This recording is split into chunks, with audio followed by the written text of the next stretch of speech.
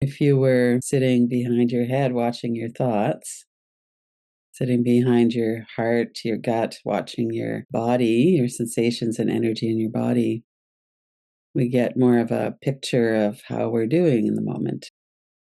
One of the things that makes thoughts so intense is that we often have an energetic response to them. So let's watch thoughts for a moment, just noticing the train of thought. We'll often have a moment of no thought. Let's give it a little bit of time to see what comes through.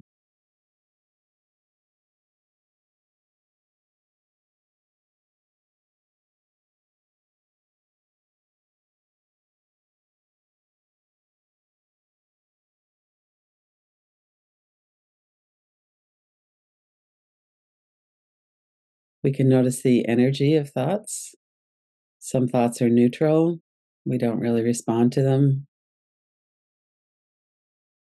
Some thoughts are more positive, and we might have a warm response. Our heart feels softer, maybe our muscles soften.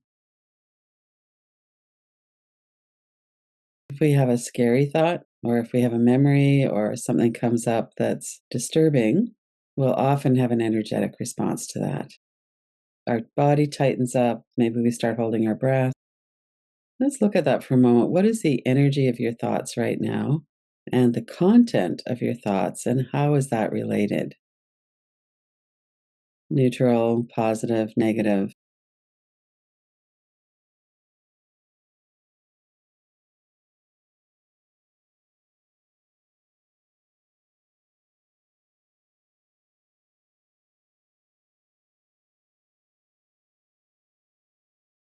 You might keep an eye on your breath as you're watching thoughts. Might soften your forehead.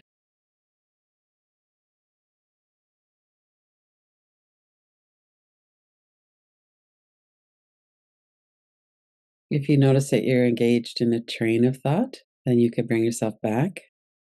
That's very common. There's nothing wrong with our mind that we get engaged in trains of thought. That's how our mind works. And notice the specifics of thought. Thoughts are words and images. Words come in as audible, we can hear them. Sometimes we put them into a frame and notice here's the word fear, and we can see the shape of the letters. But most of the time, the thoughts in our mind are something that we hear. What's your inner voice? It's a little bit different than hearing words that someone has spoken. If there is a thought that seems disturbing, sometimes it's very helpful to witness it in a way of putting it onto a frame on the other side of the room, noticing the font, the colors, the shapes. Words that are written out are shapes that our mind interprets. So if we experiment with that a little bit, you can make them bigger or smaller. You can make them into dancing cartoon characters. You can imagine that they're written in watercolor and then they're being rained on. They're gradually just disappearing, getting blurry.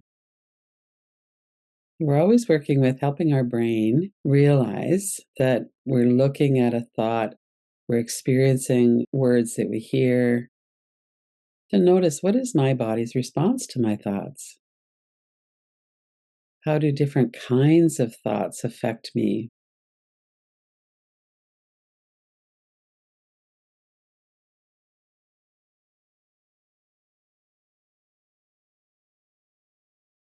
We might even look and see what predominates in my mind right now these days. Is it mostly gloomy? Is it fear? Is it happiness? What is the predominant feel of my thoughts these days?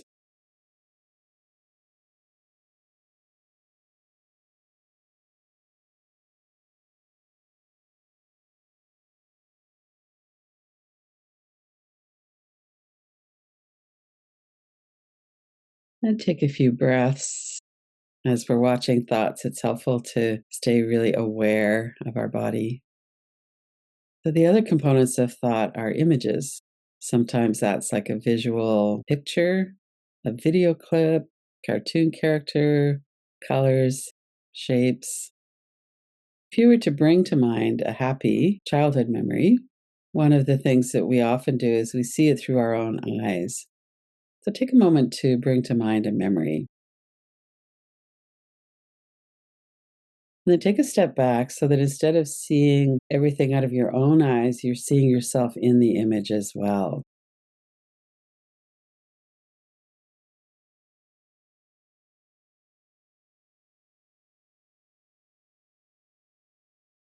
That helps our brain to realize that we're looking at a memory or at an image, that it's not a current event. That's not something we necessarily need to do with a happy memory. But if we could start to train ourselves to look at thought that way or witness thought that way, it's very helpful when it comes to troubling memories or traumatic memories. Let's take another moment just to let whatever images are in our mind come to our attention.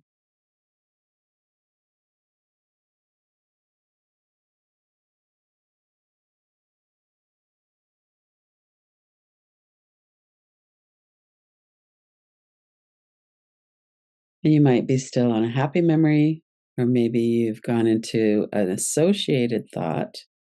Our brain is highly associative. So, another way that we can help our brain know that we're looking at an image, we're not actually in a situation. Put the image on the wall on the other side of the room. Imagine that it's in a frame, an image of somebody's face, or if it's whatever it happens to be. Imagine that it's over there, and you don't have to get a really clear picture. Some people see pictures in their mind, others it's more of a general sense. And notice the empty space on the outside of the frame. Take your eyes around that empty space a few times. Go one direction and then the other.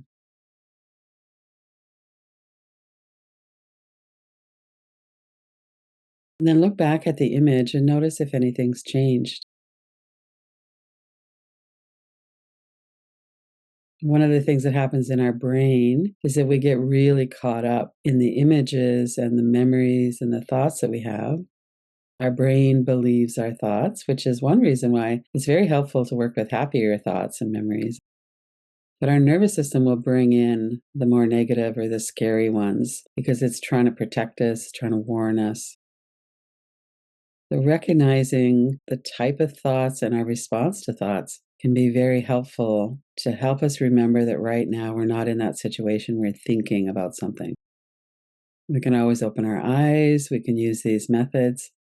Some people like to tap on their forehead, taking the attention away from the thought, just into the sound and sensation of your fingers on your forehead. There's a lot of different ways now that we can witness thoughts. If you have a whole bunch of images, you might put them all up like they're in a collage. As we come back into the witnessing, we recognize that this is a thought. It's not something we need to respond to as if it's happening right now. This is a thought about something. It might be about the future, might be a past memory. And how much of our day are we really caught up in this? And then here there's these really powerful tools. Oh, okay, here's my train of thought. I can see that it's catastrophic thinking, or I can see that I'm caught up in a memory of the past that's not present anymore.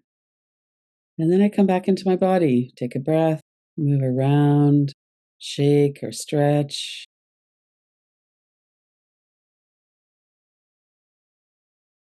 We let ourselves rest in the safety of the present moment. And in the present moment, there's no danger in the sense of what there is in the world right now, and also what might have been in our past. So we have these vivid memories come up, and then we work with them. We come back into our breath. Maybe we put a hand on our heart and give ourselves a little support. We have these minds and this nervous system that make it kind of difficult some days. And then we can come back into presence, into awareness. We can relax and be here